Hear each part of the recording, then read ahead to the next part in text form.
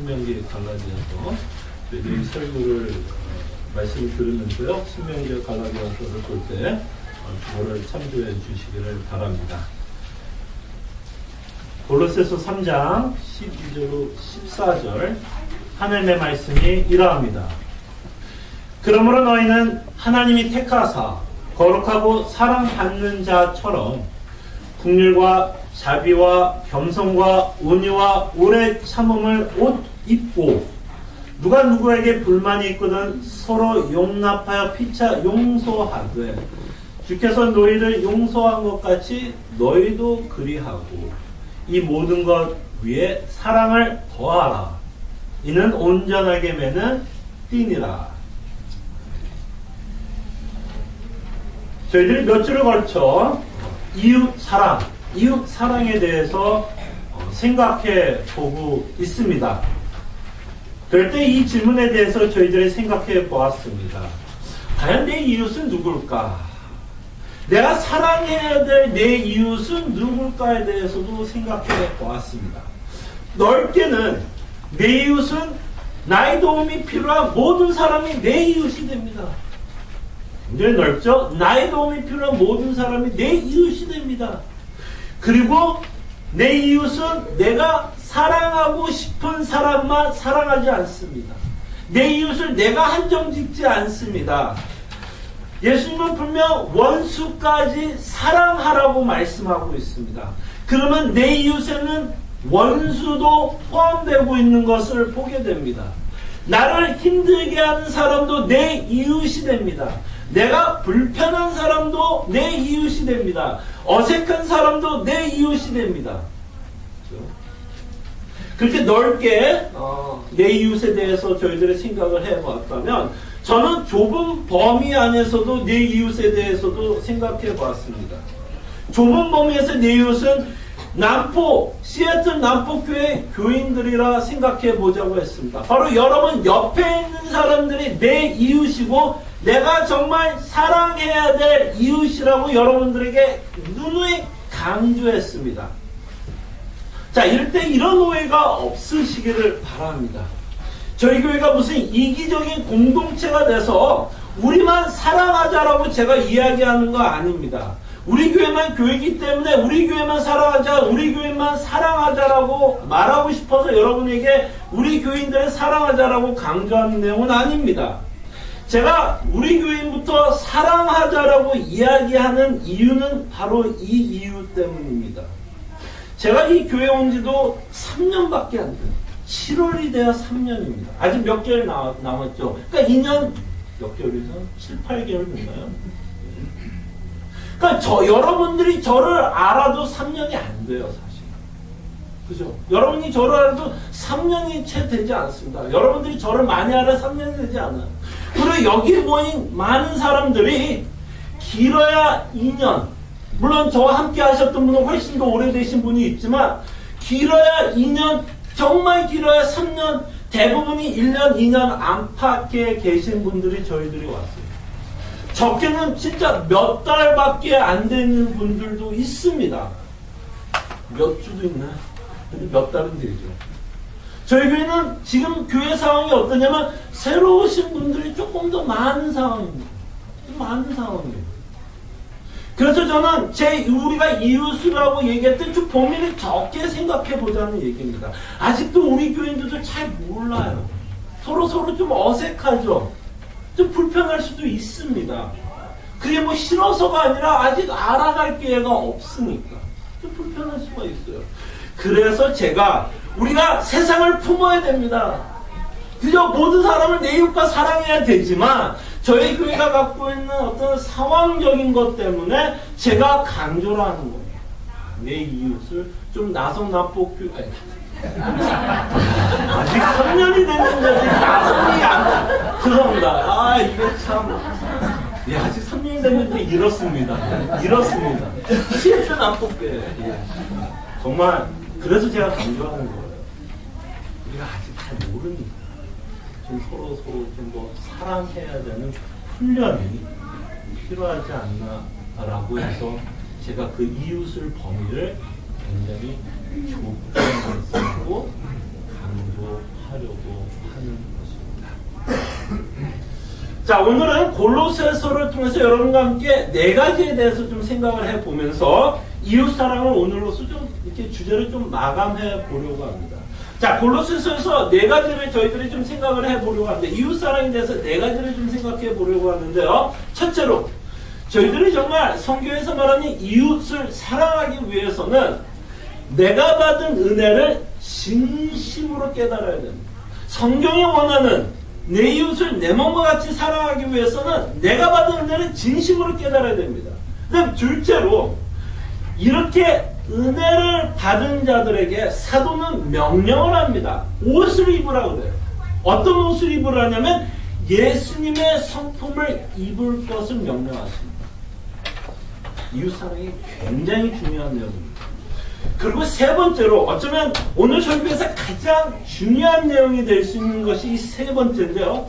우리가 사랑해야 될 이웃은 어떤 특징을 갖고 있는지를 한번 생각해 보겠습니다. 내가 사랑해야 되는 이 이웃들, 여러분들이 옆에 앉아있는 교인들이 어떤 특징을 갖고 있는지를 생각을 해보고, 마지막으로 사랑이 우리를 하늘로 묶는다라는 내용에 대해서 우리가 한번 생각을 해보려고 합니다.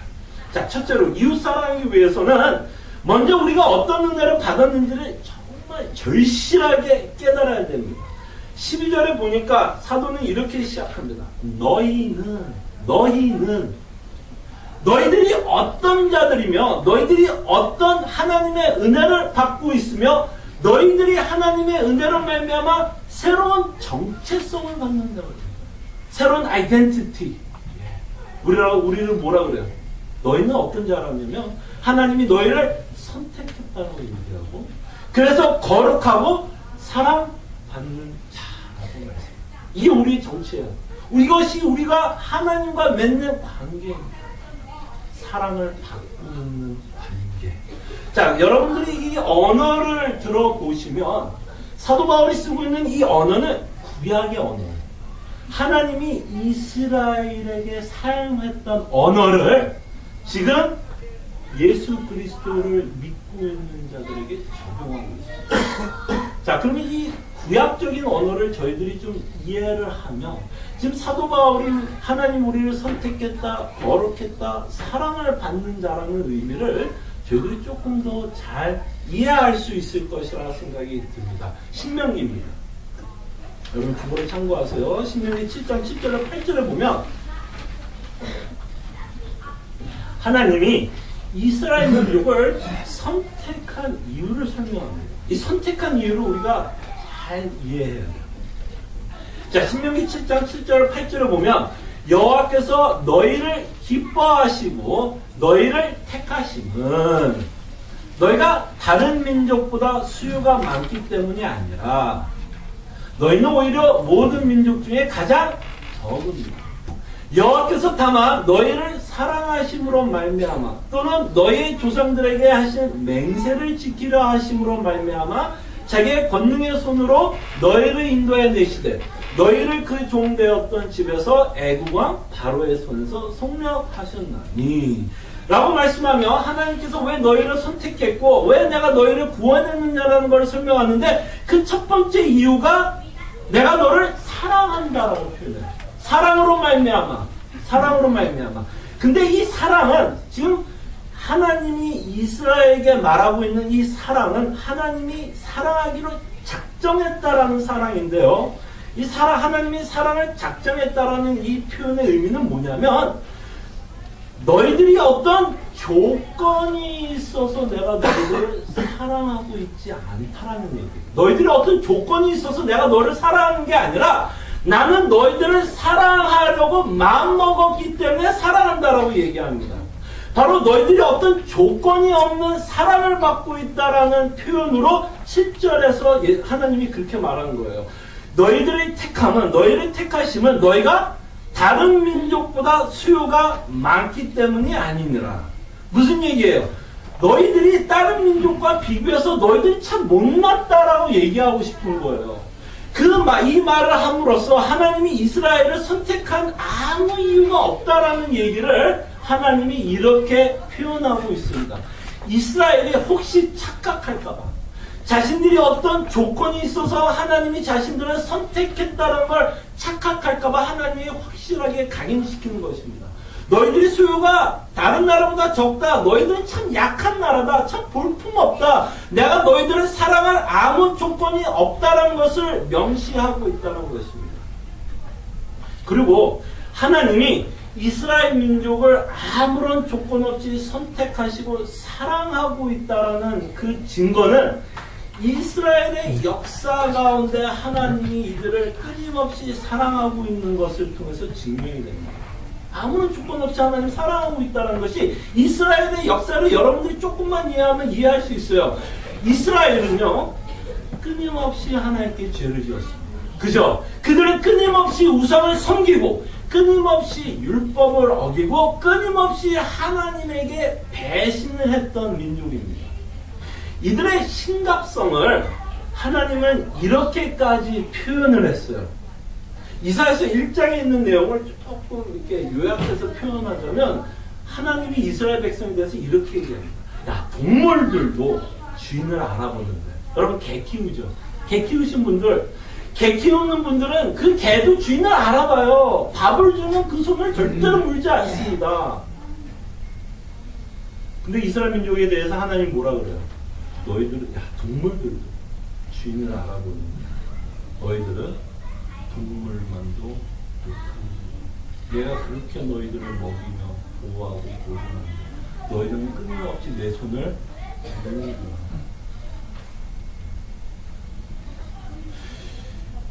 무슨 얘기예요?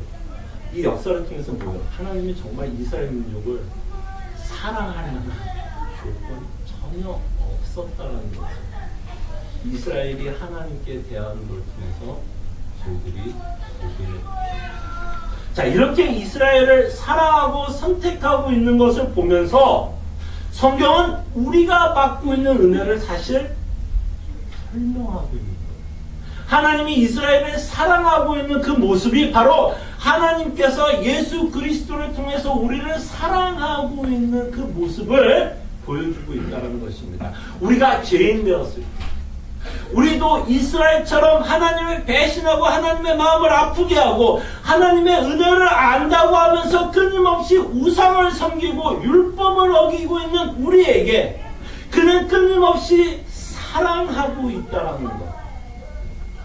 하나님은 우리를 사랑하셔서 예수 그리스도까지 보내주시고 있는 것.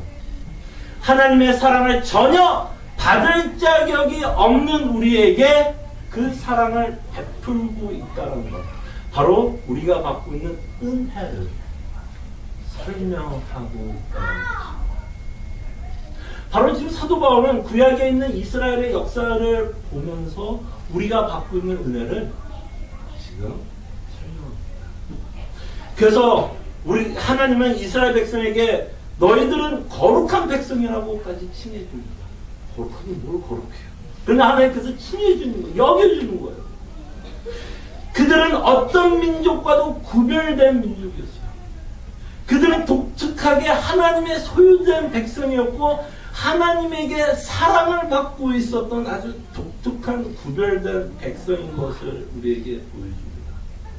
우리는 이스라엘이 다른 민족과 비교해서 분에 넘치게 사랑을 받고 있었다는 것을 이스라엘 역사를 통해서 알게 됩니다. 자, 그래서 성경을 읽다 보면, 특히 레위기를 읽다 보면 이렇게 사랑받은 이스라엘에게 하나님은 무엇을 요구합니까?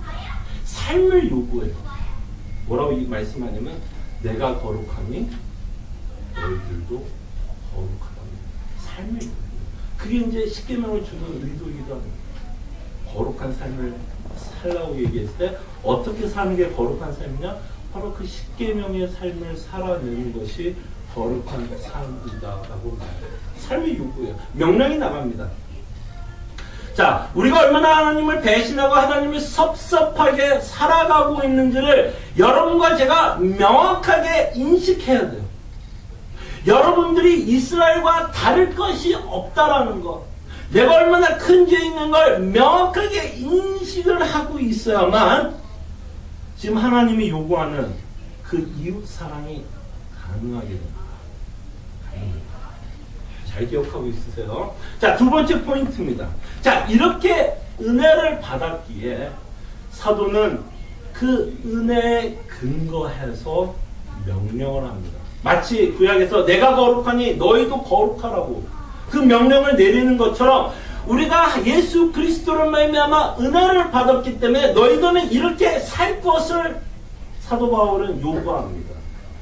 여기서 동사가 나오는 걸 보게 되죠. 동사가 뭐예요? 우리가 해야 되는 모습들이겠죠. 동사가 있다면. 그때 12절에 보니까 12절 마지막 단어가 뭐예요? 입고라고 해요. 이게 동사입니다. 사도 바울이 뭐라는 거예요? 옷을 입으라는 겁니다. 누가 입어요? 내가 입는 거예요. 내가 입는 거예요. 사도 바울은 은혜를 받고 있는 자들에게 옷을 입을 거라고 말씀합니다. 14절에 보면 더하라는 단어가 있죠. 사랑을 더하라는 단어. 그 단어를 NIV를 보면 이렇게 번역해서 풀온. 누가 풀어나는 거야? 누가 사랑을 더하는? 누가 입는 거야? 내가 입는 거야.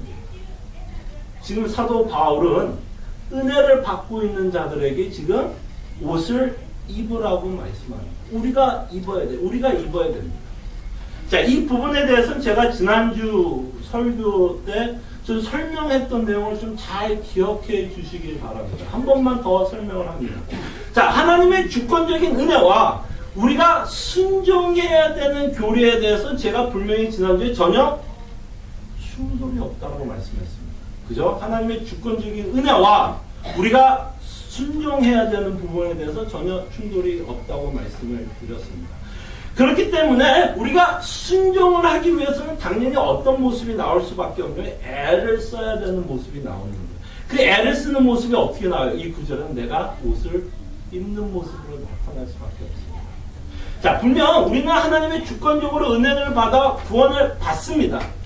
자, 그런데 이렇게 구원을 받으면 우리에게 뭐가 주어지냐면 새로운 생명이 주어졌다고 성경은 말합니다. 그걸 영생이라고도 표현하죠. 영원한 생명, 뭐 새로운 생명, 거듭났다. 이런 여러 가지 단어를 통해서 우리가 구원받았다라는 의미를 이렇게 저렇게 다르게 설명하고 있는 단어들을 보게 됩니다. 자, 우리가 이렇게 구원을 받았다, 새 생명을 얻었다, 거듭났다라고 했을 때 우리 안에 어떤 변화가 일어나냐면 우리에게는 뭔가 새로운 지식이 생기기 시작해요. 그전에 없었던 지식이 새로운 지식이 생겨나는데 그전에 어떤 지식이 없었냐면 하나님이 있는지 없는지도 몰랐어요. 내가 만들어 놓은 하나님 열심히 믿고 살았으면 살았을 거예요. 성경에서 말하는 하나님에 대해서 전혀 몰랐습니다. 예수님에 대해서도 전혀 몰랐어요. 예수님이 나를 위해서 십자가에 죽었는지 살았는지 이거는 남의 이거 나오는 별로 상관이 없었던 것 같은 생각을 하게 됩니다. 뭔가 새로운 지식이 들어오기 시작해요. 예수님이라는 분이 계시네. 그분이 하나님이시네. 그 하나님이 나를 위해서 십자가에 죽으셨네. 그 다음에 또 다른 지식이 들어오기 시작하는데 내가 죄인이었어. 내가 죄인이었고 뭐야? 새로운 인식이 시작한다. 그게 살아있다는 증거. 새로운 인식. 이렇게 새로운 인식이 들어오면 여러분의 감정이 이 새로운 인식에 뭐하게 되냐면 반응하게 돼요. 그 복음에 여러분들의 감정이 어떻게 될까요? 예수님 죽었고 그래. 이럴 사람이 있어요. 만약 진정 여러분들이 죄인이고 예수 그리스도의 십자가의 복음을 이해하고 깨닫는다면 여러분의 감정은 어떨까요? 당연히 뭐가 생겨요? 기쁨이 넘친다는 거예요. 뭔가 이 감정이 이 복음에 새롭게 반응하고 있다는 걸 여러분들이 보게 돼요. 기쁘다. 그래서 십자가라는 단어만 들어도 흥분이 돼요. 너무 기뻐요. 십자가라는 단어만 들어도 주님 감사합니다라는 그 외침, 그 감정이 나타납니다. 이 감정이 어떤 이 복음의 지식에 새롭게 반응하게 됩니다. 자, 이렇게 감정이 새롭게 반응하게 되면 또 재미난 현상을 보게 되는데요. 여러분 안에 새로운 의지가 생깁니다. 이 부분을 잘 이해하셔야 돼요. 새로운 의지가 생깁니다. 뭐 하고 싶은 의지가 생기냐면 하나님께 순종하고 싶은 의지가 생깁니다. 왜? 감사합니다. 여러분, 감사하면 누군가 여러분들에게 부탁하면 뭐 하고 싶은 마음이 들어요? 해주고 싶은 마음이 드는 거예요. 그 해주고 싶은 마음이 뭐 여러분들이 뭐예요? 의지예요. 그게 의지. 여러분 이게 새로운 의지가 생겨요. 그래서 여러분들이 순종하게 되는 의지가 생긴다는 것입니다. 은혜의 기반을 둬서 기쁨으로 순종하게 된다는 것입니다. 그래서 여러분이 순종할 때 어떤 모습이 나올 수밖에 없냐면 애를 쓰는 모습이 나온다는 거예요. 제가 말하고 싶은 게 애를 쓰는 모습이 나옵니다. 그래서 지난주에 저희가 예를 들었던 게 여러분 예비 시간에 오는 것도 여러분 누가 왔어요? 성령 하나님 오셨어요? 여러분들이 오셨어요? 물론 성령 하나님도 이곳에 계십니다만 여러분들이 열쇠를 들고 열쇠에 끼어서 엔진을 틀고 운전을 해서 시간에 맞춰서 왔어요. 애를 썼어요? 안 썼어요? 애를 쓴 부분이에요. 그게 여러분들에게는 이제 너무 일상화되었기 때문에 그게 애를 쓰는지 안 쓰는지 모르지만 처음으로 교회 오는 사람들한테 그거 엄청난 애를 씁니다. 오늘 같은 경우는 더더욱 여러분 1시간 일찍 했어요. 그죠? 그러면 그 전날 뭐 한 거야? 1시간을 일찍 깨기 위해서 알람도 맞출 수도 있고 늦지 않기 위해서 생각도 하면서 잘 수도 있고 아 늦지 말아야 되는데 하나님께 예배해야 되는데 어떤 뭐가 나와요? 그 하나님께 예배 드리기 위해서 여러분들이 뭐가 나타나요? 애쓰는 모습이 나타나는 거예요. 여러분들이 의지가 발동하는 거예요. 의지가. 그럴 때 신학자가 이제 이렇게 이제 정리를 하는 거예요. 잘 들으세요. 어떤 신학자가 이렇게 중생한 성도의 상태를 이렇게 표현을 합니다. 중생한 자의 성도의 상태는 이제 어떤 상태에 있냐면 죄를 지을 수도 있고 죄를 짓지 않을 수도 있는 상태가 됩니다. 예수님을 믿지 않고 중생하지 않을 경우는 어떤 상태에만 있냐면 죄를 지을 수밖에 없는 상태. 죄만 지을 수밖에 없어요. 그러나 이제는 우리가 새롭게 중생함으로써 이제 어떤 의지가 생겼다는 거예요. 죄를 안 지을 수 있는 의지가 생긴 거예요. 그리고 그 말은 반대로 얘기하면 이제는 하나님께 여러분들이 순종할 수 있는 의지가 생겼다라는 것입니다. 이 원리에 대해서 굉장히 잘 보여주고 있는 구절이 있다면 저는 갈라디아서 5장이라고 생각이 듭니다. 자, 갈라디아서 5장 13절에 보면 사도 바울이 뭐라고 말씀하는지 보세요. 자, 형제들아 너희가 자유를 위하여 부르심을 입었으나 여러분들이 자유하다고 말씀합니다. 예수 그리스도의 십자가로 말미암아 정죄함이 없고 심판이 없고 이제는 죄의 종이 아니라고 얘기합니다. 자유함이라고 얘기해요. 자유함이라고 얘기합니다. 근데 재밌지 않으세요? 사도 바울이 뭐라고 그래요? 자유를 위하여 부르심을 입었으나라고 그래요. 그럼 뭔가 부정적인 내용이 나온다는 거죠. 뭔가 반전이 있다는 거죠. 입었으나 그러나 그 자유로 육체의 기회를 삼지 말고 뭐 한다는 얘기예요. 우리가 분명히 자유함이 있는데 너는 네 자유함을 가지고 어디다가 쓴다는 거예요. 육체의 자유함을 육체의 기회로 삼는다라는 것이죠. 뭐야? 너의 자유함을 가지고 이제는 너가 계속해서 죄를 짓는다는 얘기예요. 너가 그렇게 한다는 거야. 이제 뭐야? 너가 자유함이 있기 때문에 사도 바울이 얘기하고 싶은 건 뭐야? 이제 죄 짓지 말고 정말 하나님께 순종하면서 살라라고 얘기합니다. 누구한테 호소하는 거예요? 믿는 사람한테 호소하는 거예요. 나한테 호소하는 거예요. 성령님께 호소하는 게 아니라 나한테 호소하는 거예요. 그게요. 그랬을 때 삼지 말고 오직 사랑으로 서로 뭐 하라는 거예요? 종로로. 그 자유함으로 사람을 수군수군 비방 질투하지 말고 그 자유함을 가지고 뭘 하라는 얘기예요? 의지를 갖고 상대를 사랑할 것을 말씀하고 있다라는 것입니다. 이제는 우리는 able to예요. able to not sin. 죄를 짓지 않는 능력을 갖고 있습니다. 어떤 종교도 윤리는 있습니다. 기독교도 예외가 아니에요. 그러나 어느 종교와 기독교가 다른 것이 있다면 다른 종교들은 무엇을 이루기 위해서 또는 무엇을 성취하기 위해서 윤리적인 걸 강조합니다. 무슨 얘기인지 아시겠죠? 무엇을 얻기 위해서 윤리적인 걸 강조합니다. 근데 기독교는 그게 아니에요. 기독교는 뭐냐면 여러분들이 이미 얻었기 때문에 그 얻은 자의 삶을 살라는 거예요. 더 얻기 위해서 이 윤리적으로 사는 게 아니라 이미 얻은 자이기 때문에. 사도 바울의 표현을 쓴다면 여러분들이 빛의 자녀이기 때문에 빛의 자녀로 살아가는 것입니다. 너가 이렇게 하면 빛의 자녀가 된다는 얘기가 아니에요. 그거 굉장히 말이 틀린 거죠. 여러분들이 형제를 사랑하면 빛의 자녀가 된다 얘기하는 게 아니라 여러분들이 이미 빛의 자녀이기 때문에 이렇게 살라는 거예요. 우리의 정체성에 맞게끔 사도는 저희들로 살라고 말씀하고 있습니다. 은혜의 기반을 두어서 저희들이 그 은혜를 의지하여 하나님이 원하는 그 삶을 살라고 할 수 있는 능력을 저희들이 받았습니다. 그래서 사도 바울이 이렇게 얘기하는 거야. 옷을 입으라는 겁니다. 아니 능력도 없는 사람한테 옷을 입으라고 하면 사도 바울이 무슨 깡패예요? 협박하는 거예요. 못할 거를 그렇게 하는 거 아니요. 할 수 있기 때문에 입으라는 것입니다. 그래서 이 옷을 입기 위해서 우리는 애를 써야 돼요. 자, 왜 제가 옷을 입기 위해서 애를 써야 되냐면 이런 의미예요. 저희들이 입어야 되는 옷이 어떤 옷이냐면 예수님의 성품을 입어야 돼요. 지금 이제 우리가 볼 내용이 사실 예수님의 성품에 관한 부분인데요. 이 예수님의 성품을 입기 위해서는 무진장 많은 노력이 여러분들에게 들어가야 돼요. 왜? 왜냐하면 아까 말한 것처럼 중세한 자의 상태가 어떤 상태가 있어요? 아직도 뭘 갖고 있는 거예요? 죄성을 갖고 있어요. 그럼 뭐예요? 우리가 지금도 입고 있는 옷이 있어요. 여러분들이 지금도 입고 있는 옷이 있어요. 그 옷이 뭐냐면 시기, 질투, 비방, 수군수군 거리는 그 옷을, 그 죄성을 아직도 우리는 입고 있어요. 그래서 오히려 예수님의 성품을 입는다라는 것이 사실은 믿는 자들에게도 뭐예요? 굉장히 어색하고 굉장히 부자연스러워요. 그리고 어쨌든 굉장히 불편하고 그렇게 옷을 입고 싶지 않고 싶을 때가 상당히 많습니다.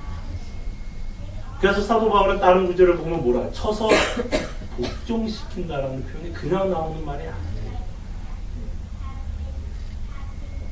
그래서 여러분들이 큰 옷을 입다던가 너무 큰 옷 입으면 되게 헐렁헐렁거려서 옷 안 입은 것 같고 이상하죠. 너무 타이트한 옷 입으면 어때요? 그것도 막 몸 움직이기 힘든 거 아니에요. 지금 사실 사도 바울이 말하고 있는 이 옷이 그런 느낌이 들 거예요. 여러분에게 그런 느낌이 들 거예요. 오히려 안 입고 싶은 옷이 될 확률이 더 크다는 거죠. 그럴 때 사도 바울이 말하고 있는 이 옷은 뭘까요? 사도 바울이 이 옷을 입으라고 하는 이 옷, 국률, 자비, 겸손, 온유, 오래 참음 입으래요. 이것만이 예수님의 성품은 아니죠. 나 몇 가지 예를 들어서 이 옷들의 특징을 우리에게 예수님의 옷, 그 성품에 대해서 저희들이 말씀하는데요. 이 성품을 저희들이 알아야 될 게 뭐냐면 이 옷들의 특징이 있어요. 특징이 뭐냐면 자, 요게 이제 캐치입니다. 이 국률, 자비, 겸손, 온유, 오래 참음의 특징들은 예수님이 죄인들을 사랑하는데 그 사랑을 표현하고 있는 단어들이에요. 다 사랑이에요, 사실. 국률, 자비, 겸손, 온유, 이게 다 사랑이에요, 사랑. 그러나 그 사랑이 죄인들에게 주어졌을 때 그 사랑이 이렇게 표현된다는 거예요. 왜냐면 예수님이 사랑하는 대상이 죄인이었기 때문에 그 사랑이 이렇게 표현되어서 나온다는 겁니다. 자, 그랬을 때 이제 죄와 이 사랑의 표현들에 대해서 한번 볼게요. 자, 국률과 자비에 대해서 생각해 볼게요. 자, 국률과 자비가 뭐예요? 하나님이 죄인들을 향한 사랑의 표현이 국률과 자비라고 제가 말씀을 드리는 거예요. 자, 국률과 자비는 비슷한 의미를 갖고 있습니다. 자, 그럴 때 자비를 먼저 생각해 볼게요. 자비라는 의미. 여러분, 뭐, 나는 자비를 베풀었다. 뭐, 이런 말, 뭐, 우리가 쉽게 쓰는 단어일 수도 있는데요. 이런 의미로 우리가 생각을 많이 하잖아요. 자, 자비라는 의미가 뭐냐면, 어떤 자가 나에게 복을 받을 자격이 없는데도 그 사람에게 복을 베풀 때 그것을 자비라고 표현합니다. 지금 예를 들자면 이런 거겠죠. 뭐, 홈레스 피플. 여러분들이 프리를 운영하다가 홈레스 피플에게 만나면 그 사람은 여러분이 돈 줄 이유가 있어요, 없어요? 없어요. 전혀 없어요. 그런데 여러분들이 그가 받을 자격이 없는데도 돈을 주고 있다면 그게 뭐 했다는 얘기예요? 자비를 베풀었다라고 표현을 합니다.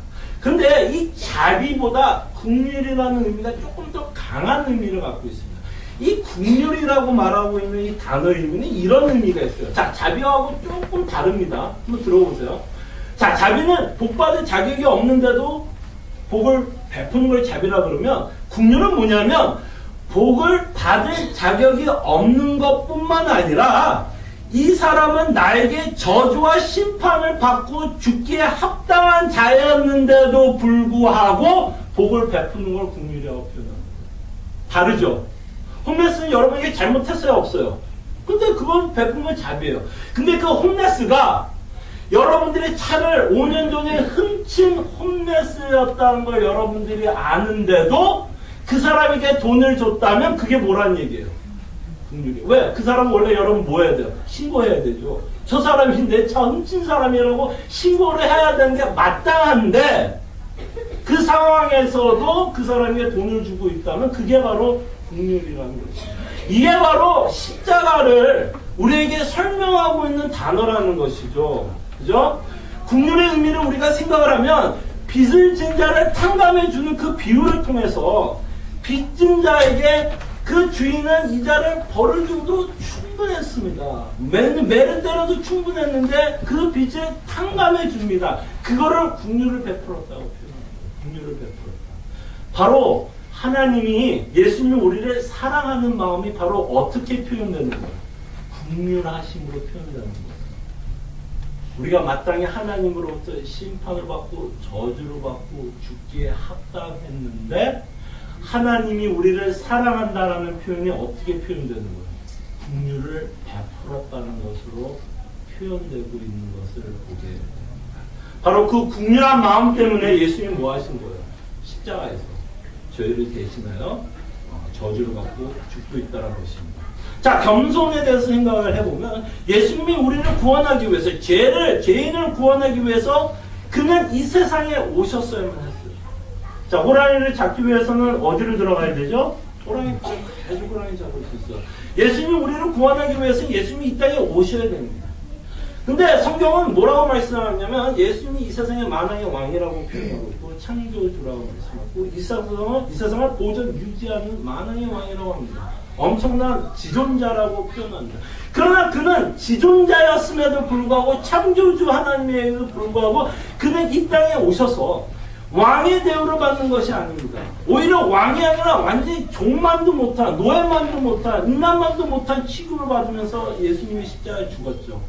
모욕, 능욕, 버림. 그는 우리를 구원하기 위해서 모든 권세를 내려놓으시며 우리를 구원할 수 있게 됩니다. 그래서 그는 우리를 구원하기 위해서, 죄인을 구원하기 위해서 그 사랑의 표현이 어떻게 나타나는 거예요? 겸손으로 나타나는 거예요. 사랑의 표현. 내가 너를 얼마나 사랑하냐. 나는 이렇게 죽기까지 겸손한 모습으로 나타난다는 것입니다. 그 다음에 그 사랑의 표현이 다르게 어떻게 나면 온유한 예수님.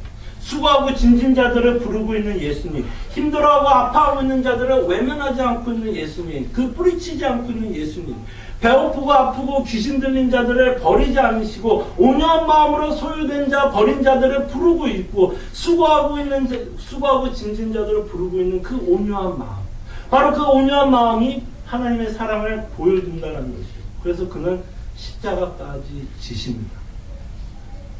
그 다음에 사랑한다라는 이 표현이 다른 표현이 뭐예요? 아마 사랑한다라면 이 표현이 나올 수밖에 없죠. 오래 참는.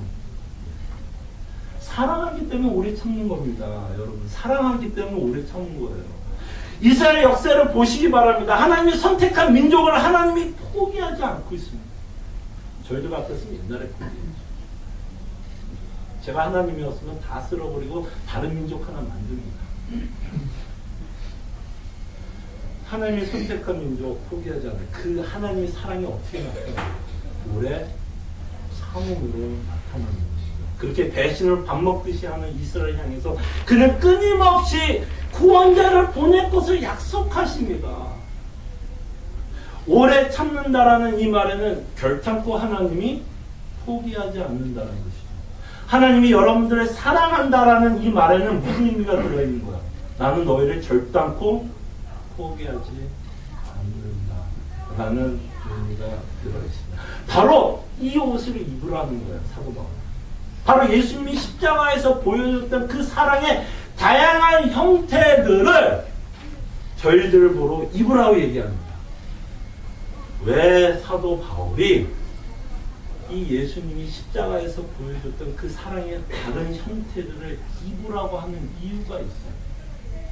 왜 우리 보러 입으라고 얘기하냐면 세 번째, 왜 우리가 예수님의 옷을 입어야 되느냐면 예수님이 죄인을 사랑하시며 보여주셨던 성품이 우리가 보았던 내용이라면 우리가 사랑해야 할 대상이 뭐기 때문에, 누구이기 때문에, 어떤 특징을 갖고 있기 때문에 죄인들이, 우리가 사랑해야 될 내 이웃이 갖고 있는 특징이 죄인이기 때문에 우리가 그들을 사랑한다면 어떤 모습으로 나올 수밖에 없어요. 오래 참, 온유, 겸손, 그러면 하나가 또 뭐죠? 긍휼, 자비, 이런 모습으로 나타나게 된다는 거죠. 왜? 우리가 사랑해야 할 대상이 죄인이기 때문에 예수님이 죄인들에게 보여줬던 똑같은 그 성품이 나와야 된다는 것입니다. 이제 요게 이제 어려워지는 거예요. 요것 때문에 이웃 사랑이 너무 힘든 거예요. 자, 3절에 보니까 사도 바울이 이렇게 말하죠. 누가 누구에게 불만이 있거든 서로 용납하여 피차 용서하되. 무슨 말입니까? 누가 누구에게 불만이 있거든. 그럼 우리가 살다 보면 사람에 대한 불만이 있다는 얘기예요? 없다는 얘기예요? 있다는 얘기예요. 자, 여러분들, 내 이웃, 여러분들이 옆에 앉아있는 이 이웃 때문에 여러분들이 불만이 있을 수 있다는 얘기예요? 없다는 얘기예요? 있을 수 있다는 얘기예요.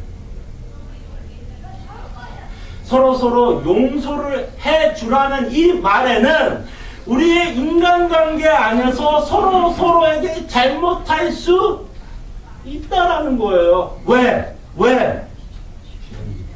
죄인이기 때문에. 우리가 서로 죄인이기 때문에 우리는 서로에게 잘못할 수밖에 없는 상황들이 일어납니다. 제가 예언을 합니다. 하나님과 시애틀 남북교회도 이런 일이 있을 것이다, 없을 것이다. 전 예언합니다. 있습니다. 지금도 있을 수도 있고요. 자, 한번 생각해 보세요. 내가 살아야 될 이웃은 죄인이라고 얘기하는데 그 죄인의 특징이 뭐냐면 굉장히 자기 중심적이에요. 인간은 다 자기 중심적이에요. 하지 않은 것 같이 보이지만 결국에는 자기 중심적으로 끝날 수밖에 없어요. 다 내 중심에서 바라보게 돼 있어요. 세상이 다 내 중심에서 돈다고 생각을 해요. 그렇기 때문에 언제나 내 주장이 맞다라고 생각을 해요. 언제나 내 주장이 맞다라고 생각해요. 기가 막힙니다. 우리의 논리는 어떻게 그렇게 논리를 잘하는지. 언제나 결론은 내가 맞고 저 사람은 기가 막힌 결론입니다. 언제나 자기 중심이기 때문에 남을 잘 배려하지 못하죠. 아니, 어떻게 자기 중심인 사람이 어떻게 남을 배려합니까? 거기다 인간의 한계도 있으니 그 사람이 상황이 뭐 어떤지 어떻게 알아요? 그래서 말도 실수할 수도 있겠죠. 자기는 농담했는데 그 사람은 그게 그 상황이라는 거 어떻게 알아요? 그리고 남을 배려해도 내 입장에서 배려합니다. 내 입장에서 배려해요. 저 사람이 좋든 말도 내가 좋으니까 그냥 해버려요. 그리고 저 사람에게 강요하죠. 넌 감사하라고 말이죠. 이게 우리예요. 배려하면서도. 그리고 배려하면서도 언제나 보상받고 싶고. 나 좀 알아달라고. 내가 이만큼 했으니까 너도 이만큼 해야 된다고. 그리고 인간이 갖고 있는 큰 결정은 아주 사소한 것에도 자존심이 상해요. 자존심이 상해요. 여러분들 부부싸움 한번 생각해 보세요. 여러분들이 지구의 평화를 지키기 위해서 싸운 적 있어요? 지구의 평화를 위해서, 차라리 지구의 평화를 지키기 위해서 싸운다면 차라리 싸우세요. 근데 우리가 싸우는 내용들 한번 보세요. 맨날 여러분 얘기 들어보면 다 뭐예요? 다 사소한 것 때문에 싸운다. 정말 별것도 아닌 것 가지고 싸운다고 여러분들이 제 앞에서 얘기할 때 참 많아요. 이런 얘기죠. 오늘 국을인데 와이프가 해줬어요. 국을 딱 마신 순간 한마디 했습니다. 오늘 짜네. 오늘 국은 짜네. 이 한마디에 이제 뭐가 일어나는 거예요? 3차 세계대전이 일어나는 거예요. 그 한마디. 짤 수도 있죠. 근데 왜 그게 3차 세계대전이 벌어져? 이게 인간입니다, 여러분. 우리가 누군지를 명확하게 이해해야 돼요. 이런 사람들이 이곳에 모이니 당연히 불만이 있다는 건 너무나 당연한 거예요. 너무나 당연한 거예요. 그래서 사도 바울이 우리의 죄인을 알기 때문에 이 옷을 입으라는 것입니다. 바로 사도 바울이 예수님의 성품을 표현하는 이 모습들을 입고 살아가시라는 것입니다.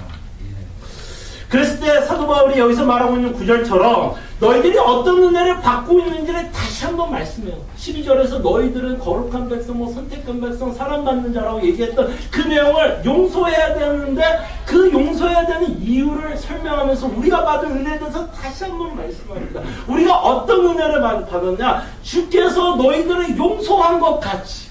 다시 어디로 가는 거예요? 나와 하나님의 관계로 돌아가요. 여러분들이 용서하기 위해서, 이웃을 사랑하기 위해서는 여러분과 하나님의 관계가 중요합니다.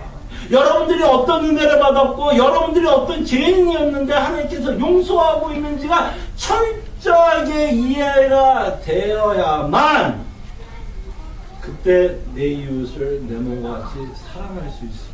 내 죄인 옆에 앉아있는 죄인들을 사랑할 수 있다는 것입니다. 그래서 사도는 이 예수님이 우리를 용서하셨다라는 이 내용의 두 가지 역할을 하나는 뭐가 되면 본이 돼요. 믿는 자들이 어떻게 살아야 되는 본이 됩니다. 여러분들이 어떻게 살아야 되는 본이 돼요. 모델이 돼요.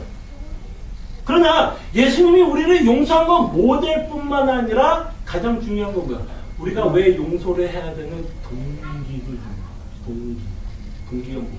왜 우리가 용서를 하려고 그래요? 그 동기가 뭐냐면 우리가 먼저 하나님의 은혜를 그 받은 은혜를 가지고 그게 동기가 되어서 은혜가 강권해서 사도 바울은 용서할 것을 말씀합니다.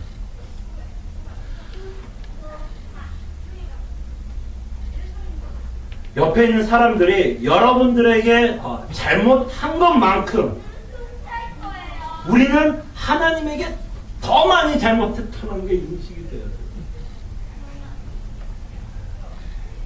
무슨 말인지 알겠죠?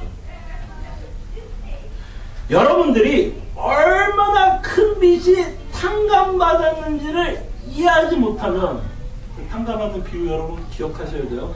여러분들이 얼마나 큰 빚이 탕감받았는지를 이해를 하지 못하면 우리의 논리는 언제나 옆에 있는 사람이 자신에게 잘못한 것이 더 크게 보입니다. 무슨 얘기인지 아시겠죠? 여러분들이 큰 빛이 탕감되었다는 것이 이해되는 만큼 여러분 옆에 있는 잘못한 것이 뭐하다는 거예요? 작게 보인다는 얘기예요. 작게 보인다는 얘기예요. 그러니까 우리가 믿고 있는 복음과 이웃 사랑은 직통으로 연결되어 있다는 것을 보게 됩니다.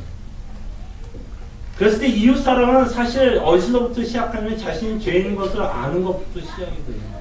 성경에서 말씀하고 있는 이웃 사랑은 내가 누구인지를 아는 것부터 시작이 되고 우리가 얼마나 큰 은혜를 받고 살아오고 있는지가 이해가 됐을 때, 깨달았을 때, 정말 마음 깊숙한 곳에 이것이 박혀 있을 때 이웃 사랑이 가능하다라고 성경은 말씀하고 있다는 것입니다. 자, 그럴 때 우리가 여기서 한 가지만 좀 생각해 보고 넘어가고 싶은 건, 저기서 이제 사도 바울이 용서하라고 그러는데, 과연 우리가 이 상대를 용서했다라는 모습은 어떤 모습으로 나타날까요? 한번 여러분 한번 들어보시고 한번 생각해 보세요. 만약에 여러분들은 어떤 상대가 잘못을 했을 때 여러분들이 용서했다라면 어떤 모습이 나타나야 될까에 대해서 한번 생각을 해 봅니다. 여러분들이 상대를 정말 용서했다면 여러분들은 그 사람에 대해서 잘못한 거에 대해서 절대로 다른 사람들 앞에서 얘기하지 않습니다. 수근수근거리지 않아요. 우리가 수근수근거리고 싶을 때 왜 수근수근거리고 싶어요? 왜 우리는 어떤 사람이 나에게 잘못을 하면 그 말을 왜 다른 사람들한테 이야기하고 싶을까요? 물론 그 사람의 흉을 잡고 싶어서도 얘기하는 경우도 있지만 뭐를 얻고 싶은 거야, 상대방에게? 동의를 얻고 싶은 거야. 저 사람은 나쁜 사람이었다는 걸 뭘 받고 싶은 거야? 동조를 받고 싶은 거야. 어구리를 받고 싶은 거야. 그래서 우리도 알게 모르게 그 상대가 잘못한 얘기를 하고 싶은 거야. 그래서 내가 저 사람을 미워하면 충분히 뭐가 있다는 걸 하고 싶은 거야. 정당성이. 저 사람은 나쁜 사람이기 때문에 내가 저 사람을 미워할 이유가 있다는 걸 동조를 받고 싶은 거예요. 상대방에게. 다른 사람들에게 얘기하고. 그래서 용서를 했다면 절대 수근수근거리지 않습니다. 그리고 그 사람에 대해서 용서를 했다면 똑같은 잘못을 했어도 이런 말 하지도 않고 이런 생각도 하지 않으려고 했습니다. 내가 그럴 줄 알았어. 내가 그럴 줄 알았어. 쌤통이야. 그 사람 원래 그런 사람이야. 진정으로 여러분들이 그 상대를 용서했다면 이런 얘기 하지 않습니다. 그럴 줄 알았어. 쌤통이야. 그 사람 원래 그런 사람이야. 이 마음이 어떤 마음이냐면 여러분들은 벌써 그 사람에 대해서 단정 짓고 있는 단정을 짓고 있으니까 그 사람이 똑같은 잘못을 했을 때 여러분들은 어떻게 반응하는 거예요? 네, 그 사람 그럴 줄 알았어. 그래서 여러분들은 그 사람에 대한 뭐가 생겼어요? 결론이 지어져 버렸어요. 마치 여러분들이 저 사람이 그럴 줄 알았어. 그 사람은 원래 그래 라고 하는 순간 여러분들이 사실은 뭐가 되는지 아세요? 제가 뭐가 되냐면 하나님이 되는 거예요. 사실. 심판해버리는 거예요. 하나님도 그 성도를 포기하지 않았어요. 하나님도 그 사람을 포기하지 않았어요. 하나님도 하나님의 때에 그 사람을 만들어가고 있는데 우리가 감히 누군데 그 사람 원래 그래. 걔는 안 돼. 아주 큰 죄 짓는 겁니다. 감히 우리가 누군데 하나님이 돼요. 그 사람을 판단하고 평가하고 있는 거죠. 그 다음에 우리가 그 상대를 용서하고 있었다면 그 잘못을 기억해서 자신에게 유리하게 사용하지 않습니다. 무슨 얘기냐면 여러분 혹시 부부싸움 할 때 내가 지금 옳다라는 걸 주장하기 위해서 10년 전 얘기 끄집을 때 있어요. 10년 전 얘기. 결국 뭐야? 내가 맞다라는 걸 주장하기 위해서 뭐야? 그때도 그랬다라는 거죠. 10년 전에도 똑같고 5년 전에도 똑같고 1년 전에도 똑같고 한 달 전에도 그랬다는 거예요. 만약에 여러분들이 용서를 했다면 10년 전 얘기 그 전날 얘기도 하지 않아요. 이거 까는 겁니다. 왜? 예수님도 안 물어봐요. 예수님도 우리한테 정죄함을 주지 않습니다. 그 가늠한 여인에게 예수님 뭐라 그래요? 자신의 죄를 짓지 말라고 그랬지. 그 전에 있었던 죄 다 추천하지 않아요. 자신의 죄 짓지 말아요.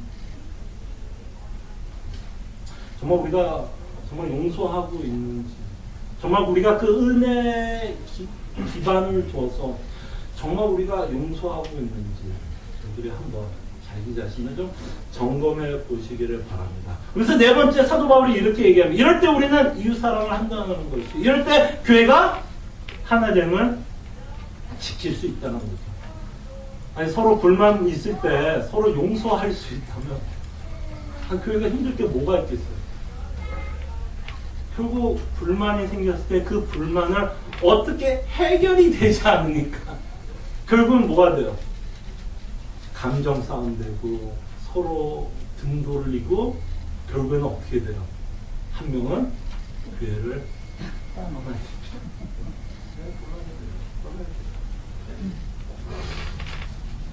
자, 여러분에게 말씀드립니다. 교회 생활하다 보면 상황이 불편하게 될 때가 있습니다. 천국이 아닙니다. 상황이 불편하게 될 때가 있어요. 상황이 애매하게 될 때도 있어요. 저 사람 시험에 들려고 하고 저 사람 뭐 하려고 한 게 아니라 어쩌다 보니까 상황이 그렇게 될 때도 있어요. 그리고 인간관계에서 오는 불편함도 생길 수 있습니다. 그럴 때 여러분 기억해 주세요. 그런 일이 있을 때 기억을 해주세요. 그런 일이 있을 때 놀라지 마시고 이렇게 생각하지 마시기 바랍니다. 저 사람이 믿음이 있다라고 하는데 복음을 안다는 사람이 어떻게 저렇게 행동할 수 있어? 저 사람 목사 맞아? 저 사람 장로 맞아? 놀래고 화내고 수근수근거리는으로 끝나는 것이 아니라 여기서 저희들이 정말 성경적인 안목을 가지고 그 사건을 좀 바라볼 수 있는 훈련이 필요하다고 생각이 듭니다. 먼저는 그 사람이 잘못을 했으면 여러분들 이렇게 생각해 보세요. 너무나 당연한 거지. 저 사람이 죄인인데 그렇게 행동하는 건 너무나 당연하다고 생각을 하셔야 돼요. 저 사람이 죄인데 저 사람이 연약한데 그렇게 행동할 수 있겠지. 말도 함부로 할 수 있겠지. 내 자신도 그런데 저 사람도 비슷하겠지. 그리고 내 자신을 바라보면서 이때부터 여러분들이 해야 되는 일은 뭐냐면 저 사람을 용서한다는 것부터 시작하는 게 아니라 내 자신을 먼저 바라보시고 그때부터 여러분들이 무엇을 묵상해야 되냐면 제가 무엇을 묵상해야 되냐면 복음을 묵상하기 시작하시고 복음을 묵상하기 시작해서 여러분 아무리 세뇌해도 용서 못합니다. 세뇌해도 용서 안 돼요. 벌써 여러분의 감정이 상했고 기분 나쁜데 사랑해 사랑 그래서 사랑할 수 있었으면 신앙생활 너무 쉽게요. 그죠? 이럴 때 여러분 복음을 묵상하셔야 돼요. 과연 나 같은 죄인을 위해서 하나님이 어떤 은혜를 베풀었는지가 그게 설득이 돼요. 그게 설득이 되기 시작하면 이제부터 여러분들의 감정이 이제 뭐하기 시작하는지 누그러지기 시작합니다. 맞아. 나 같은 죄인 이렇게 하나님께서 은혜를 베풀었는데 라는 이 복음이 여러분 안에 뭐가 되려면 설득이 돼야 돼요. 그 설득이 되고 감정이 누그러져야만 그때부터 뭘 할 수 있을 거야. 그 상대에 대해서 어떻게 생각을 해야 되고 또 그 상대를 어떻게 용서해야 될지를 생각하게 된다는 것입니다. 우리의 간팍한 마음을 유일하게 누그러뜨릴 수 있는 건 하나님의 사랑밖에 없어요. 하나님의 사랑밖에 없어요. 여러분들이 얼마나 큰 사랑을 받고 있는지 그것이 이해가 돼야 여러분의 간팍한 마음이 누그러질 수 있습니다. 그래서 사도 바울은 말합니다. 예수님의 옷을 입으라고 얘기합니다. 복음의 옷을 입을 것을 저희들에게 당부합니다. 그러나 그 옷은 아직도 우리에게는 부자연스럽고 자동적으로 되지는 않아요. 그렇기 때문에 우리가 애써야 되는 부분이 있다고 얘기하고 싶습니다. 애써야 됩니다. 그냥 여러분 그대로 놔두면 우리는 본성상 그 사람에 대해서 비방하게 되고 시기하게 되고 질투하게 되고 있는 거 없는 거 다 정죄하게 되는 게 우리의 본성이에요. 그냥 냅두면 그렇게 흘러갈 수밖에 없어요. 그때 우리는 복음으로 돌아가야 되는 애써야 되고 그 십자가를 통해서 은혜를 받기 위해서 애를 써야 되고 정말 하나님 앞에 우리가 그 사람을 사랑할 수 있도록 우리가 부단히 기도해야 될 줄로 압니다. 그러고 나면 아마 여러분들도 구체적으로 그 사람에 대해서 어떻게 대해야 될지 지혜가 생길 것이라 생각이 듭니다. 제가 4주를 걸쳐서 이웃 사랑에 대해서 생각을 해보았습니다. 오늘로써 이웃 사랑에 대해서 일단 주제는 마감을 하려고 합니다. 마감이 되었으니까 내일부터는 이웃 사랑 안 해도 된다 이런 의미는 아니죠. 저는 여러분에게 처음에 이 설교를 시작할 때 여러분에게 말씀한 것처럼 저는 이것이 시작점이라고 생각이 듭니다. 시작점. 과연 하나님께서 저희들에게 이웃을 사랑하라고 명령하고 있고 과연 이 명령을 어떻게 지킬 수 있는지 과연 하나님은 나에게 어떤 능력을 주고 있는지 아마 복음에 대한 더욱더 명확한 이해와 그 다음에 내 자신을 쳐서 복종시켜야 되는 여러 가지 어떤 그런 다이내믹이 있을 것이라 생각이 듭니다. 그래서 저는 이게 시작점이라고 생각이 들고 여러분과 함께 계속 고민했으면 좋겠어요. 그런 내용들을 솔직하게 하나 모이면서 얘기했으면 좋겠어요. 괜히 사랑하고 있지도 않는데 괜히 저 사랑해야 되고 이런 것보다 솔직하게 힘들다. 그럼 옆에 있는 성도가 기도라도 해줄 수 있잖아요. 진짜 해야 되는 건 알겠는데 참 안 되더라. 왜 안 될까? 그런 얘기를 솔직하게 하면 그래 저 성도를 위해서 기도해야 그럼 여러분들 다 공감할 거예요. 당신만 그런 게 아니라 나도 잘 안 돼요. 그러면서 끝나면 안 돼요. 그러면서 뭐 해야 돼요? 서로 격려해야 돼요. 그래도 주님의 은혜가 있어요. 그래도 다시 한번 힘들지만 다시 한번 해보자. 다시 한번 주님의 은혜를 한번 나눠보자. 그런 서로 격려하고 위로받고 도전받는 하나님의 시간 되시기를 바랍니다. 함께 기도합니다. 여러분과 함께 기도하기를 원하는 건 다른 성도들이 먼저 이웃 사랑할 것을 기대하지 마시고 내가 먼저 이웃을 어떻게 사랑할 수 있을지 기도해 봤으면 좋겠습니다.